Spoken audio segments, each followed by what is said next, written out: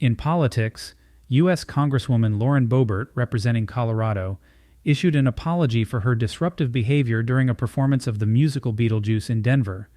Boebert and her male guest, Quinn Gallagher, were ejected from the show on September 10th for vaping, recording video, and disturbing other patrons.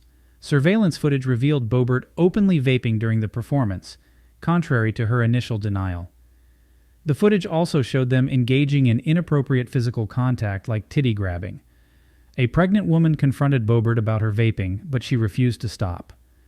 Boebert and her date were eventually removed by security during the second act of the musical. CCTV footage captured a gesture from Boebert directed at theater security, and she allegedly asked, "Do you know who I am?" during an argument with officials. Boebert apologized for her hoe-like behavior, citing her recent public divorce as a challenging personal time. She expressed regret for falling short of her values and initially downplayed the incident on social media. Lauren Boebert is a Republican representative known for her far-right views and controversial statements. Her guest, Quinn Gallagher, is a Democrat associated with LGBTQXYZ plus events and drag performances, which of course have been targets of criticism. In entertainment media personality, Russell Brand unsurprisingly faces allegations of rape, sexual assault, and emotional abuse spanning a 7-year period from 2006 to 2013. These allegations emerged from a joint investigation by the Sunday Times, The Times, and Channel 4 Dispatches. Brand denies these allegations, even though he does admit he has been quote-unquote promiscuous. 5 alleged victims, 4 anonymous, were interviewed in a Dispatches documentary. Brand's legal team initially claimed they couldn't respond due to a high number of questions and the decision to keep accusers anonymous. Brand's former agency, Tavistock Wood, terminated ties with him after initially defending him against 2020 allegations. Concerns also emerged about Brand's behavior at the BBC.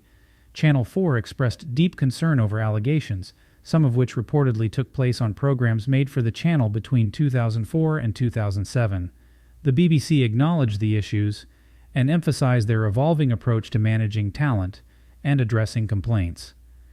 In financial news, the focus shifts to the Federal Reserve and the genius Jerome Powell's upcoming policy decision. The Fed is set to meet on September 19th and 20, with the policy decision scheduled for Wednesday at 2 p.m. Eastern, followed by a press conference with Powell at 2:30 p.m. Eastern. Investors expect the Fed to maintain its benchmark interest rate in the range of 5.25% to 5.5%. FedEx is expected to report earnings on Wednesday, while a United Auto Workers strike may impact production at Stellantis, GM, and Ford. Market performance in the past week was mixed due to rising energy prices and economic data surprises. The Nasdaq declined by 2.3%, the S&P 500 fell 1.2%, and the Dow Jones Industrial Average dropped 0.3%. Investors are interested in the Fed's projections, particularly for the Fed funds rate in 2023, and potential future forecasts on rate cuts. The United Auto Workers strike could have broader economic repercussions, influencing the Fed's decision to keep rates steady. The market has been relatively quiet with low volatility, but energy price surges may affect earnings projections, especially for companies with significant oil-related costs. Economic data releases will be closely monitored throughout the week. In the NFL, the reigning Super Bowl champs, the Kansas City Chiefs, boast top-tier talents like Patrick Mahomes and Travis Kelce. However, their offense has struggled lately, scoring just 13 points over 4 quarters in 2 games. Before a recent touchdown, their prior 11 possessions included punts, turnovers, and missed opportunities. In an unusual move, they punted from the Jaguars' 37-yard line. Nevertheless, in the second half against the Jaguars, Mahomes connected with Kelce for a touchdown, marking the tight end's return after missing the first game. Employing a relentless and consistent offensive strategy, the Dallas Cowboys triumphed over the New York Jets with a final score of 30-10 during Sunday's game. Micah Parsons orchestrated a defensive masterpiece, holding the Jets to a mere 215 total yards and effectively thwarting their offensive efforts throughout all 4 quarters.